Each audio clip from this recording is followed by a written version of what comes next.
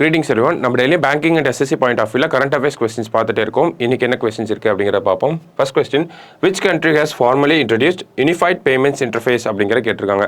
So அவங்க நாட்டில் யார் யூனிஃபைட் பேமெண்ட்ஸ் இன்டர்ஃபேஸை இன்ட்ரடியூஸ் பண்ணியிருக்காங்க அப்படிங்கற கேட்டிருக்காங்க. ஸோ ஓகேவா, ஸோ இது unified payments interface in the sense UPI. ஓகேங்களா, ஸோ நம்மளோட யூபிஐயை எந்த நாடு இன்ட்ரடியூஸ் பண்ணியிருக்காங்க அவங்களோட கண்ட்ரியில் அப்படிங்கிறத கேட்டிருக்காங்க. ஸோ யார் இதை பண்ணியிருக்காங்க அப்படின்னு பார்த்தோம்னா பிரான்ஸ் தான் இதை பண்ணியிருக்காங்க. சரிங்களா, ஸோ யூபிஐ இனிமேல் பிரான்ஸ்லையும் அவைலபிளாக இருக்கும் அப்படிங்கிறத இதுலேருந்து நம்ம புரிஞ்சுக்கலாம். சரிங்களா, அடுத்தது, which IIT becomes first in India to introduce sports quota in UG programs அப்படிங்கிற கேட்டிருக்காங்க.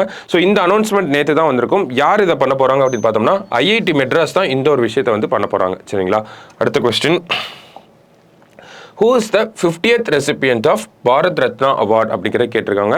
ஸோ 50th recipient யார் அப்படின்னு பார்த்தோம்னா நமக்கு கற்பூரி தாக்கூர் அப்படிங்கிறவங்க 49th ரெசிபியண்ட்டாக இருப்பாங்க. ஓகேங்களா, ஸோ ரீசெண்டாக தான் இவங்களை பற்றியும் சொல்லியிருந்தாங்க. 50th recipient யார் அப்படின்னு பார்த்தோம்னா எல்கே அத்வானி அவர்கள் தான் 50th ரெசிபியண்ட்டாக இருக்க போகிறாங்க. சரிங்களா, ஸோ எல்கே அத்வானி, லால் கிருஷ்ணா அத்வானி அவருக்கு தான் நேற்று தான் இந்த அனௌன்ஸ்மெண்ட் அப்படிங்கிற வந்திருக்கும். இவருக்கு ஆல்ரெடி வந்து 2015 வந்து நம்ம பத்ம விபூஷன் அப்படிங்கிற அந்த அவார்டையும் கொடுத்துருப்போம். சரிங்களா, பத்ம விபூஷன் அவார்டையும் நம்ம கொடுத்துருப்போம். ஸோ 2015 பத்ம விபூஷன், 2024 பாரத ரத்னா அவார்டு வந்து இவருக்கு தரப்போகிறோம். சரிங்களா, ஸோ அடுத்த question, Commonwealth attorney and solicitor general conference 2024 is held in அப்படிங்கிற கேட்டிருக்காங்க.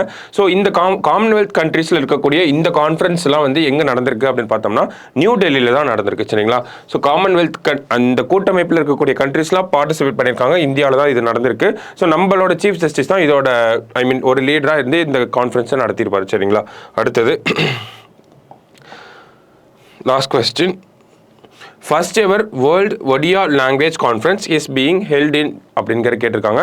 ஸோ ஒடியா லாங்குவேஜ்க்குன்னு ஒரு பாலிசியும் கொண்டு வர போகிறாங்க. ஸோ அதுக்கான அனௌன்ஸ்மெண்ட்டும் இந்த கான்ஃபரன்ஸில் தான் வந்திருக்கும். So first ever world Odia language conference எங்கே நடந்திருக்கு அப்படிங்கிறத கேட்டிருக்காங்க.